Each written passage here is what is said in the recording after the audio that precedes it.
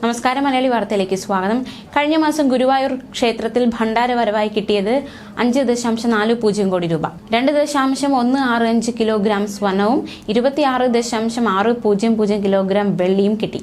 2000-ന്റെ 31 കറൻസികളും നിരോധിച്ച 1000 രൂപയുടെ 26 കറൻസിയും 500-ന്റെ 49 കറൻസിയും ഭണ്ഡാരങ്ങളിൽ നിന്നും കിട്ടിയതായി വൃത്തങ്ങൾ അറിയിച്ചു. സ്ഥിരം ഭണ്ഡാര വരവിന് പുറമെ ക്ഷേത്രം കിഴക്കേ നടയിലെ SBIയുടെ ഈ ഭണ്ഡാരം വരവായി 2.60 ലക്ഷം രൂപയും കിട്ടി. SIB ഗുരുവായൂർ ശാഖയ്ക്കായിരുന്നു ഇത്തവണത്തെ എണ്ണൽ ചുമതല. കഴിഞ്ഞ മാസം ഭണ്ഡാര വരവിനായി 5.32 കോടി രൂപയാണ് കിട്ടിയത്. അതേസമയം ശബരിമലയിൽ വീണ്ടും ഒരു ഇടവേളയ്ക്ക് ശേഷം ഭക്തജന പ്രവാഹം. അവധി ദിവസമായതിനാൽ ഇന്ന് 90,000 പേരാണ് വെർച്വൽ ക്യൂ വഴി ബുക്ക് ചെയ്തത്. ഇന്ന് പുലർച്ചെ 1 മണി മുതൽ 6:30 മണി വരെ 21,000 പേർ 18-ാം പടി ചവിട്ടിയെന്നാണ് കണക്കുകൾ വ്യക്തമാക്കുന്നത്.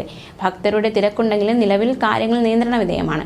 ഇന്നലെ രാത്രി 12 മണിവരെ മാത്രം 84,793 ഭക്തർ 18-ാം പടി കയറിയിരുന്നു. പമ്പയിൽ വീണ്ടും തിരക്ക് കൂടിയതോടെ സത്രം, പുല്ലുമേട്, കാനനപ്പാത വഴി സന്നിധാനത്ത് വരുന്നവരുടെ എണ്ണവും കൂടുന്നുണ്ട്. ശബരിമലയിൽ ഡിസംബർ 8-നുണ്ടായത് അത്ഭുതപൂർവമായ തിരക്കാണെന്നും ഔദ്യോഗിക കണക്കുകൾ വ്യക്തമാക്കുന്നു. അന്നായിരുന്നു തീർത്ഥാടകർക്ക് ദർശനത്തിനായി ഏതാണ്ട് 14 മണിക്കൂറുകളോളം കാത്തിരിക്കേണ്ടി വന്നത്. ഇത്തവണ മണ്ഡലകാലം ആരംഭിച്ചത് മുതൽ ഇന്നലെ വൈകിട്ട് 6 മണി വരെ വെർച്വൽ ക്യൂ വഴിയും സ്പോട്ട് ബുക്കിംഗ് വഴിയും ദർശനം നടത്തിയവരുടെ എണ്ണം 18,12,179 ആണ്. പുല്ലുമേട് വഴി 31,935 പേരും സന്നിധാനത്തെത്തി. കഴിഞ്ഞ വെള്ളിയാഴ്ച മാത്രം, അതായത് ഡിസംബർ 8 വരെ മാത്രം വെർച്വൽ ക്യൂ വഴിയും സ്പോട്ട് ബുക്കിംഗ് വഴിയും ദർശനം നടത്തിയവരുടെ എണ്ണം 88,744 ആണെന്നും കണക്കുകൾ വ്യക്തമാക്കുന്നു. ഡിസംബർ 5-ന് 59,872, ഡിസംബർ 6-ന് 50,776, ഡിസംബർ 7-ന് 79,424, ഡിസംബർ 9-ന് 59,226, ഡിസംബർ 10-ന് 47,887 എന്നിങ്ങനെയാണ് വെർച്വൽ ക്യൂ വഴിയും സ്പോട്ട് ബുക്കിംഗ് വഴിയും ദർശനം നടത്തിയ ഭക്തരുടെ എണ്ണം. കാനനപാതയായ പുല്ലുമേട് വഴി എത്തിയവരുടെ എണ്ണം ഇതിൽ ഉൾപ്പെടില്ല. ഇതും കൂടി ചേർത്താൽ തീർത്ഥാടകരുടെ എണ്ണം ഇനിയും ഉയരും.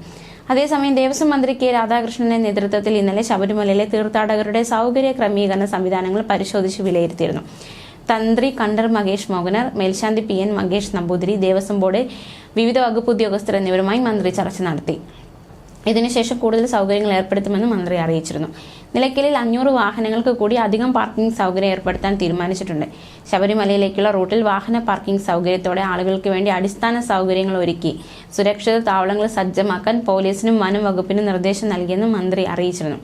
പമ്പയിൽ സ്ത്രീകൾക്കായി 66 ടോയ്ലറ്റ് കോംപ്ലക്സ് കൂടി സജ്ജമാക്കി. കൂടുതൽ ബയോ ടോയ്ലറ്റ് സൗകര്യവും ഏർപ്പെടുത്തും. കോടതിയുടെ നിർദ്ദേശം അനുസരിച്ച് 2 ആംബുലൻസ് വാഹനങ്ങൾ പ്രവർത്തിക്കുന്നുണ്ട്.